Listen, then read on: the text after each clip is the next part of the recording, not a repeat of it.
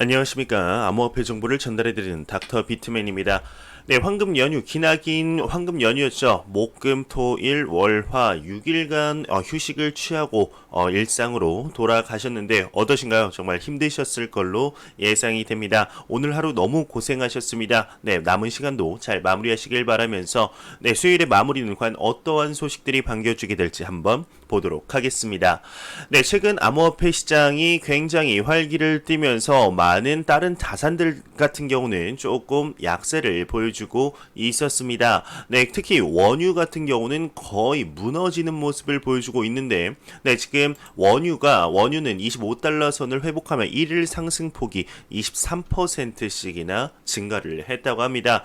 네, 지금 다른 자산들 또한 조금씩 회복하며 경기가 회복되는 모습을 보여주고 있는데, 네, 지금 코로나19 상태로 인해서 코로나 팬데믹 사태로 인해서 많은 경제가 좀 침체되어 있죠. 이런 상황이 하루빨리 좀 개선이 되었으면 좋겠습니다. 네, 그러면은 첫 번째 소식 과연 어떤 소식이 나왔을까요? 네, 비트코인의 코어 개발자가 지난달 코드 업로드 횟수가 역대 최고치를 경신했다고 합니다. 네, 비트코인의 코어 같은 경우는 이제 블록을 생성하는 채굴자들이 거래 내역을 올리기 전에 이를 검증하는 코드인데, 이 프로그램에 검증 생략 코드가 삽입됐다는 내용도 저번에 좀 나왔었습니다. 네, 이런 내용인데 한번 보도록 하겠습니다. 네, 암호화폐 전문 미디어 디크립트가 비트코인 코어 개발자들이 지난 4월 깃허브상에 총 510건의 코드를 업로드하여서 역대 최대 이제 월별 코드 업로드 횟수를 경신했다 보도가 나왔습니다. 네, 이와 관련해 이제 미디어는 비트코인 개발자들은 반감기를 앞두고 반감기 지금 이슈를 빼놓을 수가 없는 것 같은데요. 반감기를 앞두고 몇 주간 최고 바쁜 시간을 보내고 있다고 합니다. 네, 한 달간 510 커밋은 비트코인 발명 이래 가장 많은 커밋 횟수라고 하는데, 네, 지금 뭔가가 다 역대 최고, 발명 이후 최고, 다 최고치를 찍고 있습니다. 네, 4월 비트코인 코어 관련 커밋이 몰렸던 이유는 아직 밝혀진 바 없지만 반감기를 준비하기 위한 조직적인 움직임일 가능성이 높다, 이렇게 언급을 하고 있는데요. 네, 과연 이 소식이 비트코인 반감기와 더불어 가격 측면에서 어떠한 영향을 미치게 될지 조금 더 지켜보도록 하겠습니다. 네, 비트코인 반감기가 다가오면서 가격 예측이 계속해서 나오고 있죠. 한 애널리스트는 2만 달러, 10,000달러는 기본으로 넘을 것이다. 네, 심지어 10만 달러 100배 또 상승을 할 것이다. 100만 달러까지 갈 것이다. 요런 언급들도 나오고 있는데, 네, 한 공동 창업자의 경우도 이제 비트코인 가격이 2배 상승 전망이다, 이런 언급이 나왔습니다. 네, 암호화폐 전문 미디어 코인텔레그래프에 따르면 최근 암호화폐 프로젝트 디크레드의 공동 창업자인 제이크 요콘피아트, 네, 요콘피아트 이름이 신기하네요. 이분이 비트코인 가격은 반감기 후에 2배 상승할 것이다 전망을 했습니다. 네, 이와 관련해 그는 비트코인 채굴자들은 그들의 작업 비용을 충당하기 위해서라도 비트코인 가격을 2배까지 끌어올릴 것이라며, 비트코인 채굴 보상이 절반으로 줄어든다고 해서 채굴자들의 작업량이 줄어드는 것은 아니다. 이는 비트코인 생산 비용 부담을 배가시키기 때문에 채굴자들의 주도로 비트코인 가격은 2배가량 상승할 것이다, 이렇게 설명을 했습니다. 지금 비트코인 반감기와 더불어 채굴 측면, 다른 측면, 기타 다른 측면, 역사적인 측면 굉장히 많은 추측들이 나오고 있는데, 하나같이 비트코인 가격이 상승할 것이다 지금 보고 있습니다. 네, 과연 어떻게 될까요? 이러한 비트코인 반감기, 지금 채굴 보상이 12.5BTC에서 이제 6일밖에 남았습니다. 6일밖에 네, 남지 않았습니다. 남았습니다는 뭘까요? 네, 6일밖에 남지 않았는데, 이 6일 뒤에 이제 12.5BTC에서 6.25BTC 똑같은 채굴기를 돌리더라도, 똑같은 전력을 소모하더라도 받는 보상이 이제 낮아지면서 가치가 상승하는 양적 경화가 찾아오게 됩니다. 네, 현재 이제 코로나 사태에 더불어 모든 전 국가들에서 지금 대부분의 국가들, 주요 국가들에서 지금 그 2조 달러 경제 부양책이라든가 달러 아니면 자국 화폐를 찍어내면서 양적 완화가 일어나고 있는 지금 비트코인만이, 모든 자산 중에 비트코인만이 현재 양적 경화를 이렇게 일으키고 있는데, 그렇다면은 지금 비트코인 반감기 6일 남았는데요. 네, 어느 나라에서 가장 관심이 있을까요? 이에 대한 내용이 나왔습니다. 네, 암호화폐 비트코인의 마이닝 보상이 절반이 되는 반감기가 지금 일주일도 남지 않았습니다. 네, 구글에서 비트코인 반감기, 비트코인 할빙이라는 검색추 상승도 보고가 계속되어 있죠. 특히 이제 구글이라고 하면 구글 트렌드 지수 같은 경우는 현재 비트코인 가격과 지금 코로나 사태 전에도 이미 그 비트코인 가격과의 상관관계가 굉장히 높아진 지수로 해시레이트보다 더욱더 요즘 중요한 지표로 떠오르고 있습니다.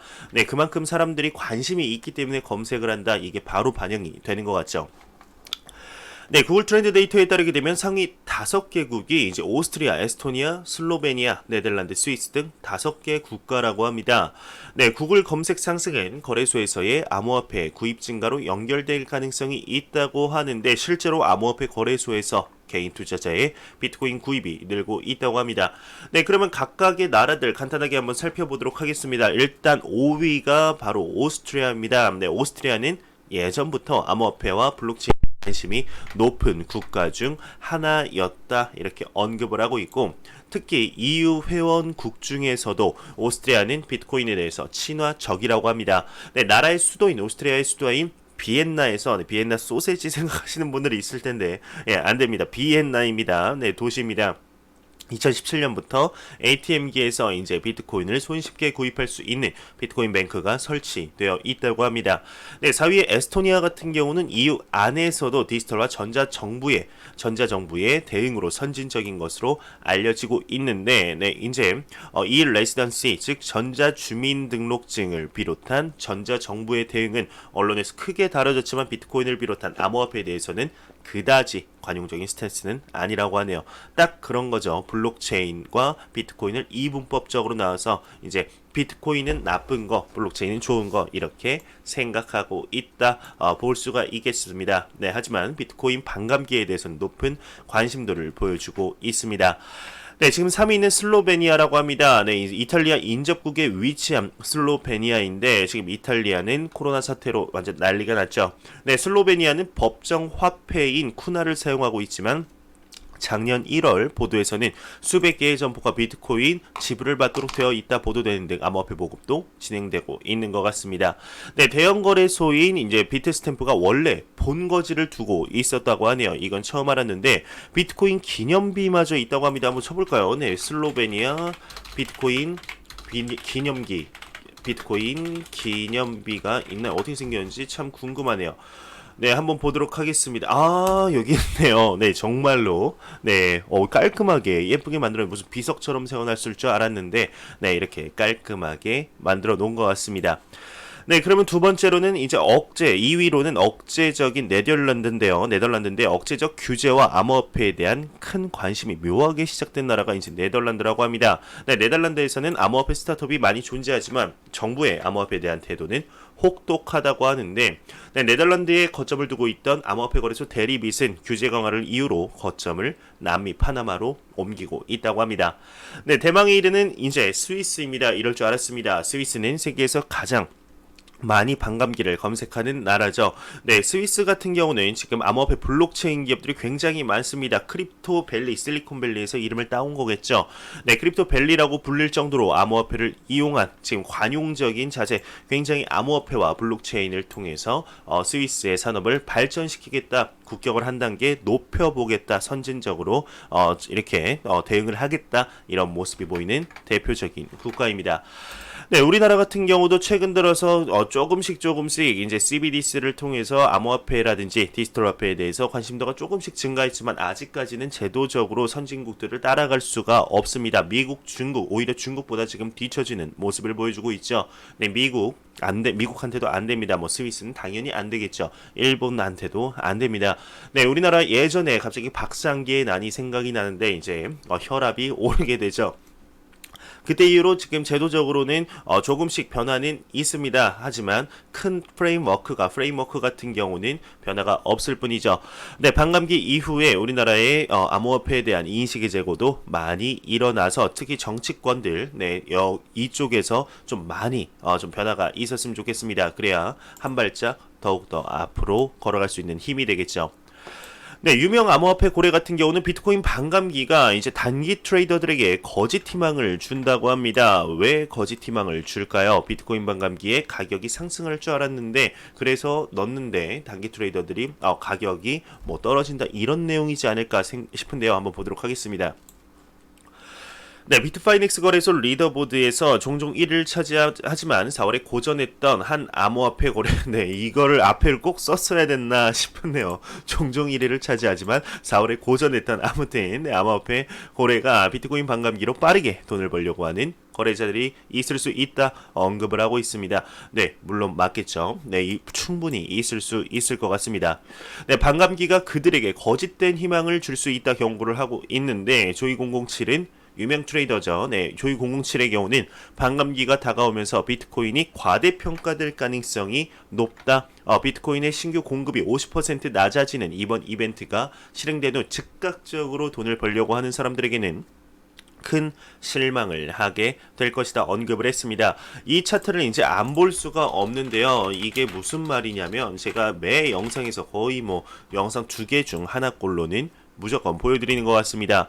네, 지금 비트코인 반감기 그래프입니다. 이제 첫 번째 비트코인 반감기 그래프 때, 첫 번째 반감기 때 보시게 되면 1년 전에 조금씩 가격이 회복을 하면서 반감기 기점으로 한 1년 만에 이렇게 신고점을 세웠습니다. 하지만 여기 보시게 되면 반감기 시작하고 가격이 큰 폭으로 오르진 않았죠. 그리고 이제 신고점을 달성하고 1년 동안 크나큰 계속 하락이 있다가 다시 조금씩 1년 동안 회복을 하고 있습니다. 네, one year before halving. 네, 이 말이죠. 비트코인 반감기 1년 전. 그리고 두 번째 반감기가 이루어졌습니다. 25BTC에서 12.5BTC로 줄어드는 두 번째 반감기 이후에 가격이 바로 시작하자마자 오르지 않았죠. 지금 이렇게 점점점점점으로 보이지만은 굉장히 한 거의 뭐 10년 차트이기 때문에 이때 뭐 몇 달 정도 될 겁니다. 네, 이러면서 천천히 한 두세 달 정도, 4달 정도 지난 뒤에 조금씩 우상향하는 모습을 보여주면서 새로운 고점을 달성을 했습니다. 이 신고점을 달성하는데 1년 반 정도 걸렸습니다. 이제 1년 반 뒤에 조금씩 가격 하락이 다시 오기 시작했죠. 그리고 지금 여러분들도 아시겠지만 3월 이후로 그리고 연초에도 상승을 했죠.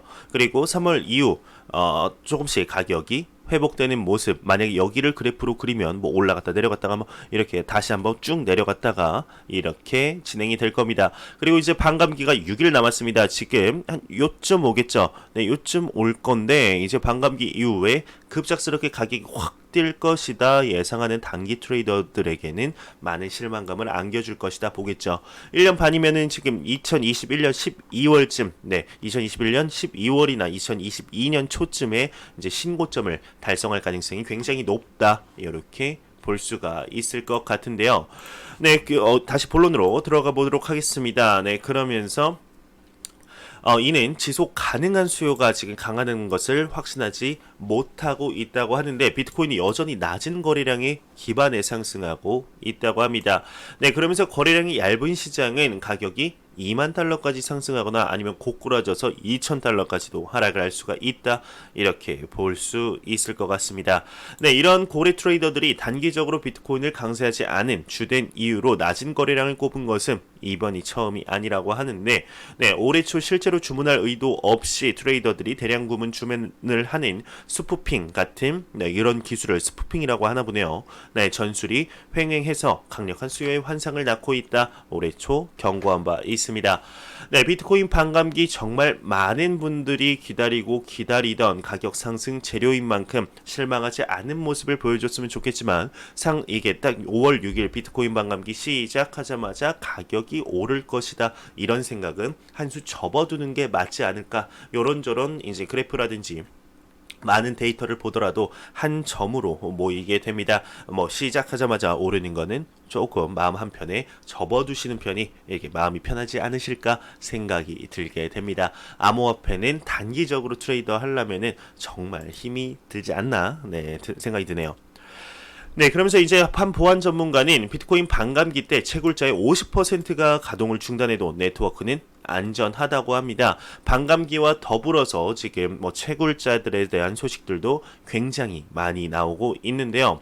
네, 비트코인의 네트워크는 거래 수수료로 유지되며 여기에는 두 가지 시나리오가 있다고 합니다. 네, 이제 수수료가 올라가거나 블록 공간이나 거래 용량이 증가를 해야 한다고 하는데, 네, 비트코인 보안 전문가인 안드레아스 안토니오플루스는 최근 오랜만에 보네요. 네, 팟캐스트에서 수수료 총액이 증가하면 채굴자들이 보조금을 지급받을 수 있고 가치 있는 수수료 X는 네트워크 보안에 가치가 있을 것이다, 이렇게 보고 있습니다.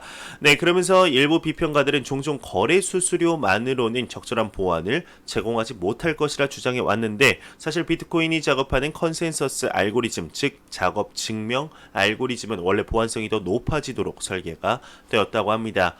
네, 또한 이제 채굴자들이 반감기 후에 항복하는 것에 대한 우려, 즉 파산할 것에 대한 우려가 있어 왔는데, 네, 수익률이 낮으면 채굴자들의 영업을 중단할 수도 있겠죠. 이는 많은 추측처럼 비트코인의 네트워크 보안에 심각한 타격을 줄 수 있을 것으로 많은 전문가들이 예상을 하고 있지만, 안토노플로스 같은 경우는 채굴을 중단하더라도 비트코인은 여전히 완벽하게 건전한 수준의 보안을 유지할 것이다, 이렇게 언급을 하고 있습니다.